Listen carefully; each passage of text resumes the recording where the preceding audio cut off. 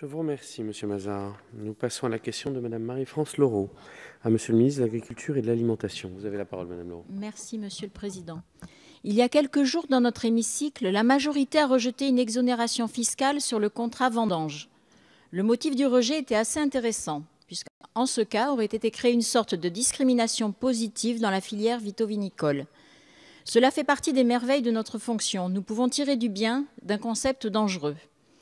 Nous avons besoin de soutenir massivement nos viticulteurs qui sont déjà sous le danger européen sur les sujets comme les droits de plantation ou l'appellation château. Nous devons également les accompagner dans l'exportation et la valorisation d'un savoir-faire français. Nous devons aussi réparer une part du mal que l'État fait en ne permettant pas l'assurance des parcelles viticoles ou en interdisant la constitution de réserves financières par le matraquage fiscal.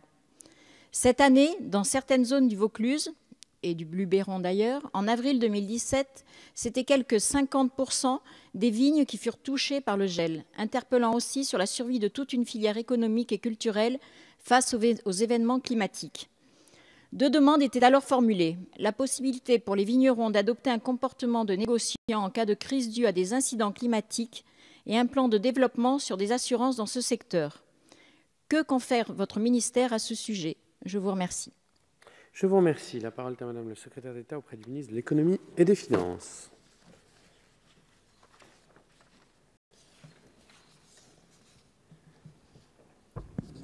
Merci, Monsieur le Président. Mesdames et Messieurs les députés, Madame la députée, vous interrogez, Monsieur Travers, sur le dispositif d'exonération de la part salariale des cotisations de sécurité sociale dans le cadre du contrat vendange et les raisons de sa suppression. Tout d'abord, ce dispositif, malgré son coût, n'est jamais parvenu à rendre ces emplois plus attractifs, contrairement à son objectif initial.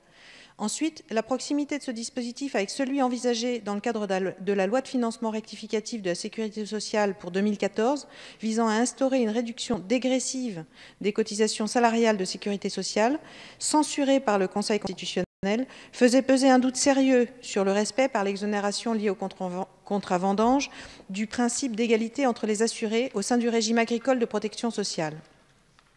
Par ailleurs, il importe de préciser que, comme tous les salariés, ceux en contrat vendange bénéficieront des mesures de gain de pouvoir d'achat prévues à l'article 8 du projet de loi de financement de la sécurité sociale pour 2018, puisque la suppression des cotisations salariales maladie et chômage s'appliquera également aux salariés agricoles.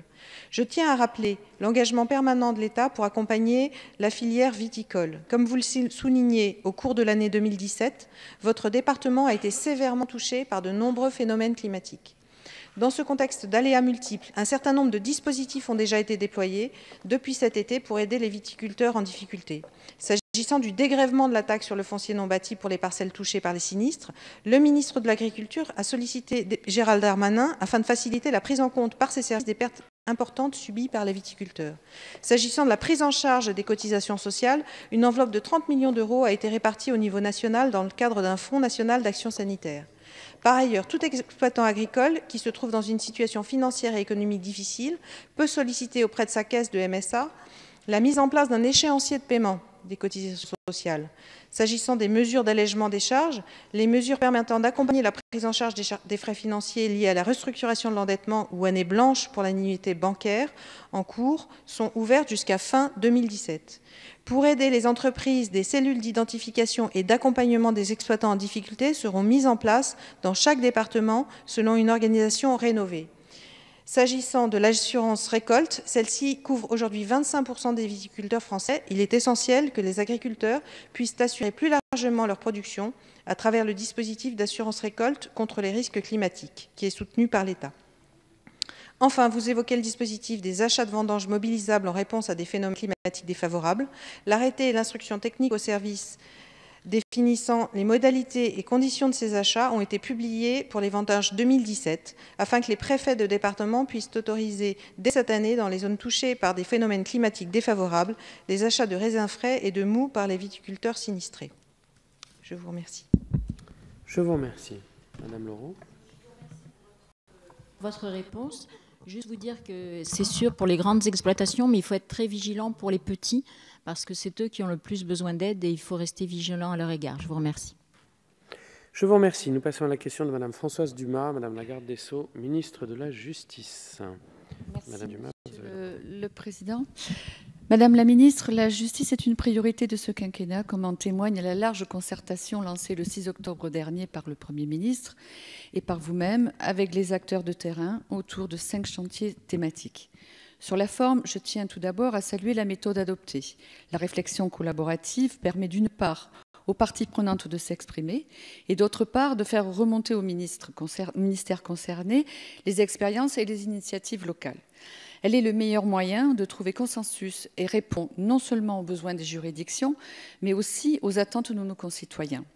Sur le fond, en plus de la transformation numérique, de la réforme de la procédure civile, pénale, du sens et de l'efficacité des peines, sera étudiée la question de l'adaptation de l'organisation judiciaire. C'est sur ce dernier chantier que je souhaite vous interroger ce matin. En effet, un des objectifs est de remettre en place des équipes pluridisciplinaires autour des magistrats, de maintenir le contentieux du quotidien à proximité des justiciables. C'est la raison pour laquelle, avec mes collègues parlementaires gardois, nous vous avons récemment rencontrés afin d'évoquer les enjeux relatifs à la pérennité de la juridiction de Nîmes, au moment où les travaux de Dominique Rimbourg et de Philippe Houillon, ancien président de la Commission des lois, feront part de leurs conclusions et orienteront les évolutions de la carte judiciaire. Si vous nous avez réaffirmé votre engagement à ne fermer aucune des juridictions d'appel et à maintenir celle de Nîmes, des inquiétudes demeurent néanmoins quant à sa spécialisation.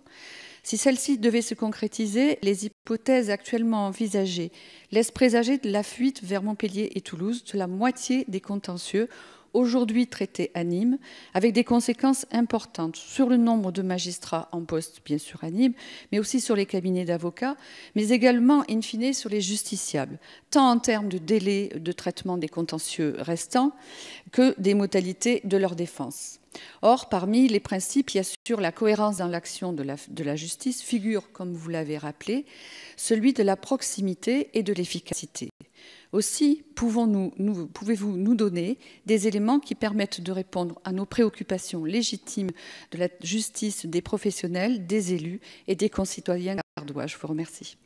Je vous remercie. La parole est à Madame la secrétaire d'État auprès du ministre de l'Économie et des Finances. Merci, Monsieur le Président. Mesdames et Messieurs les députés, Madame la députée, je vous prie d'excuser Madame Nicole Bellouet qui est absente ce matin et qui a déjà eu l'occasion d'évoquer ce sujet important de la réorganisation de notre réseau judiciaire.